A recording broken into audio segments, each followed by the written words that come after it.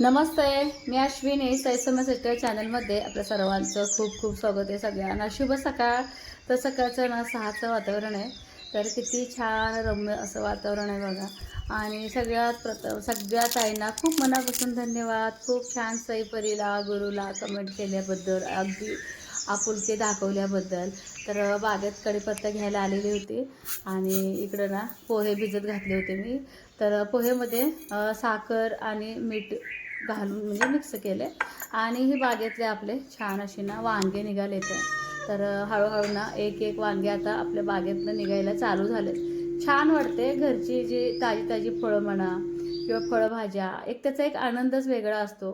बाजारात कसं थोडंसं पाणी मारलेलं असतं ना, तर घरच्या वांग्यामध्ये चव तर हा भारीच. तर इकडे बघा पोरींच्या डब्यासाठी सकाळचं पोहे बनवून घेतलेले आहे. तर पोरींना बघा त्याच्यामध्ये साखर मिक्स केली का पोहे खूप आवडतं आणि आवडीनं खातात.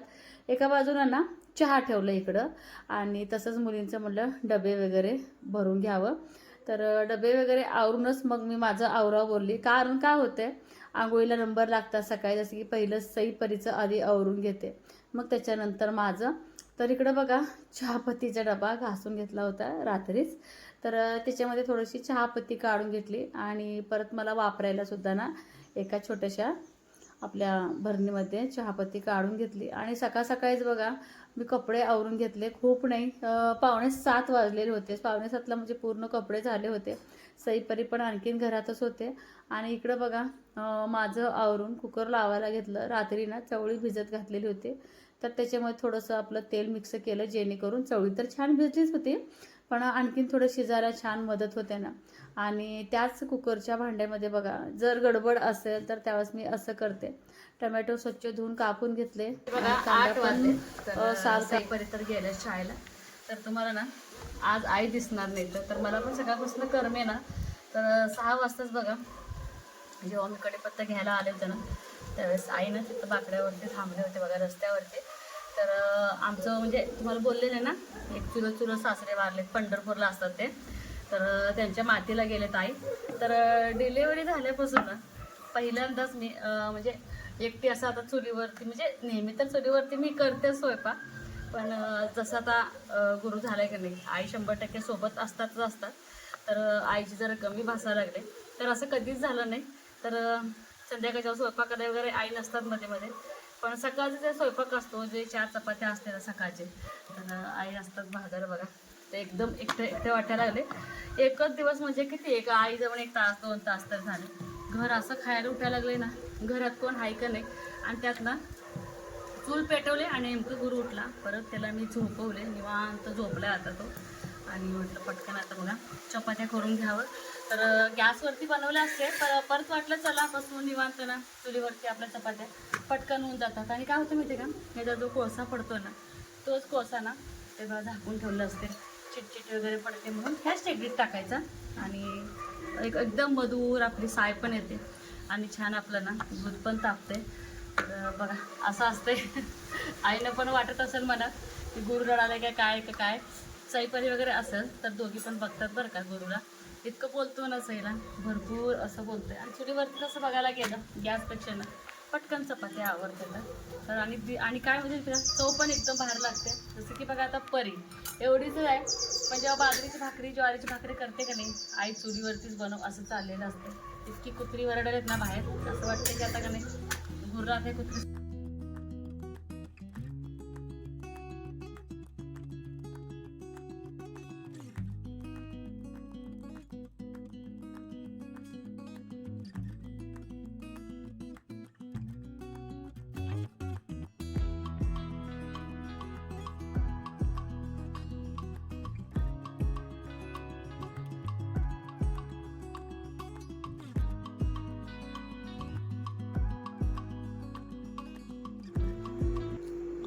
गुरुना आज 9 वाजता उठलेला, अर्धा 1 तास त्याच्याबरोबर खेळले मी. त्याला इतकं आवडते ना, आपण जेव्हा त्यासोबत बसतो त्यावेळेस आणखीन तो जोमानं खेळतो. त्यानंतर त्याला आंघोळ घातली आणि त्याला झोपी घातलं.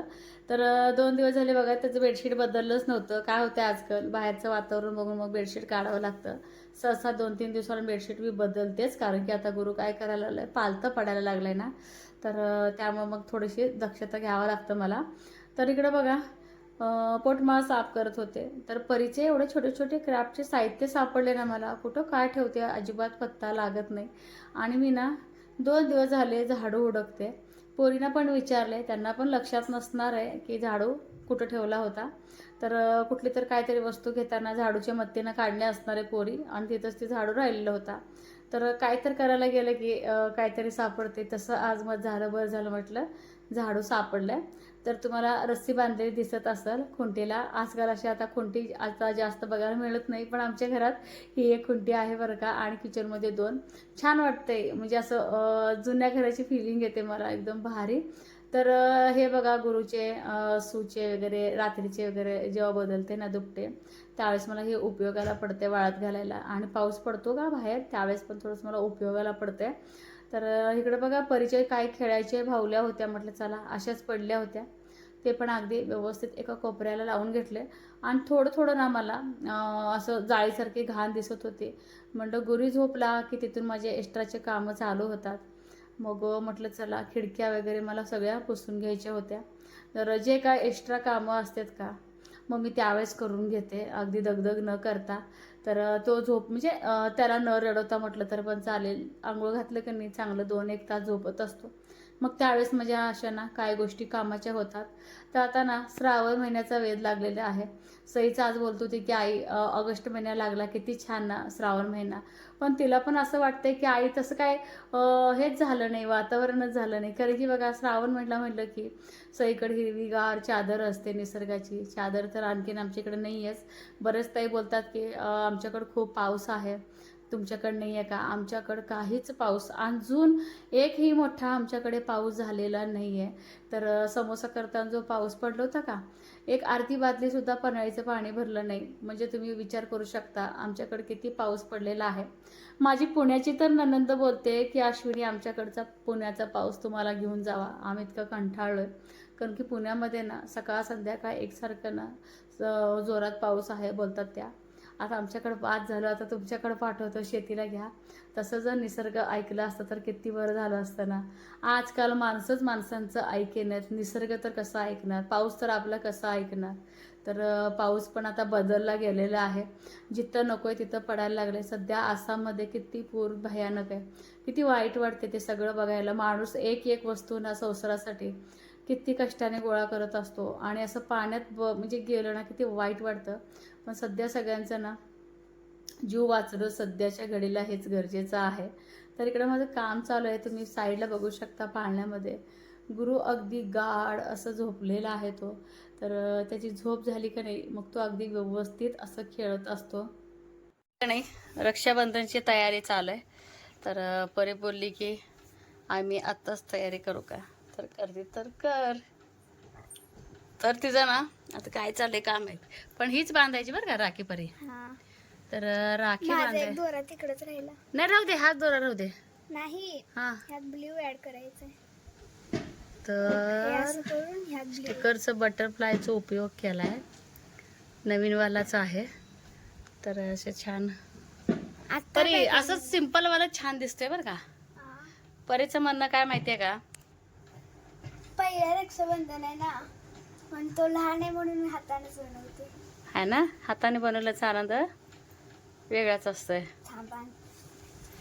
तर असं काहीतरी ना साहित्य जमा करून ठेवते परी. जसं जेव्हा हे बघा, तर असं काहीतरी उपयोग करत असते. तर चांगलीच गोष्ट आहे. चांगलं आहे काय ही परी तुझ्या हाताला पुरेल की परी ग. एवढं छोट.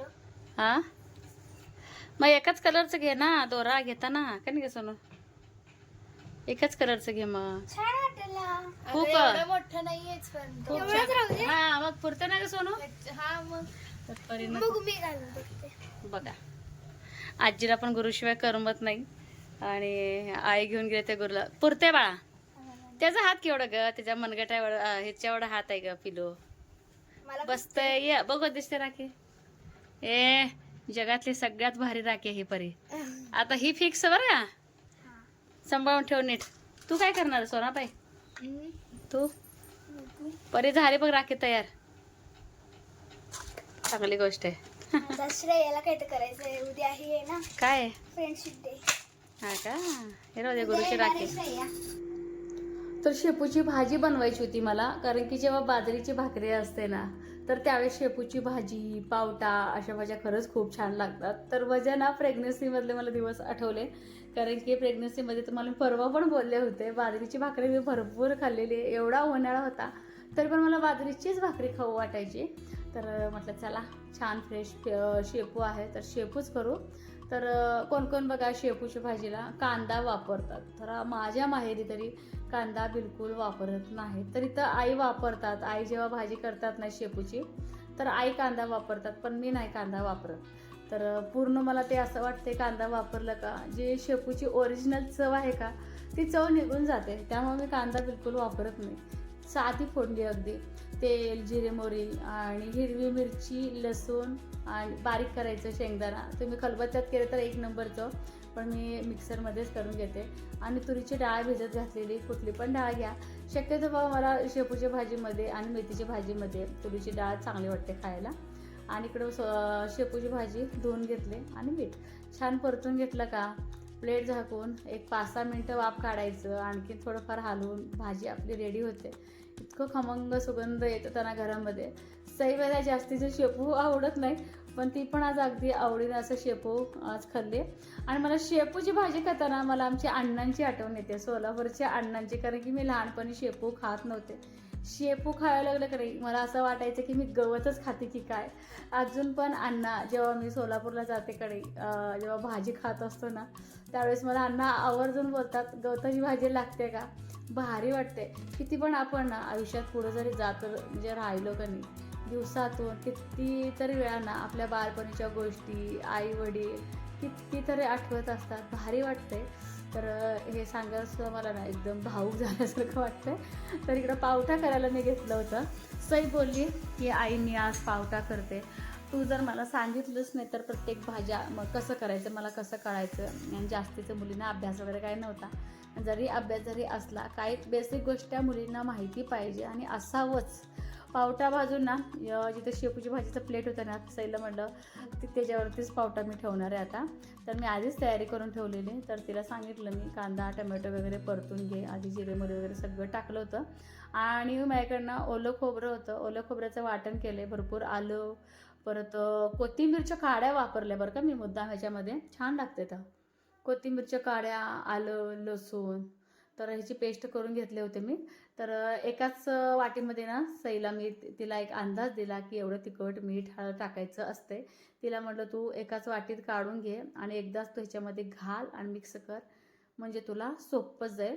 तर एकसारखं छान सईनं परतून घेतलंय. कोण कोण बघा पावट्याच्या भाजीमध्ये हे पण घालतात बघा, बेसन घालतात, पण नाही मी बेसन घालत. तर हेच वाटणामध्येच ना पावट्याची भाजी आम्ही बनवत असतो. आणि मिक्सरचं भांडं आपलं कांगाळून घेतलं, कंजूशी तर करावंच लागतं. एक गृहिणी असलं का नाही काहीच वेस्ट जाऊ देत नाही का नाही. तर इकडं ना सईला म्हटलं शेपूची भाजी पण लागलंच, परतून घे, त्यातलं पाणी वगैरे सुटतं ना मिठाचं. तर ते पण सईनं परतून घेतले. आणि ग्रेव्ही छान शिजली होती बघा. तिची घाई की आई याच्यामध्ये पावटा टाकू का टाकू का. तर पावटा मिक्स केला आणि छान रस्सा भाजी सईनं बनवलं.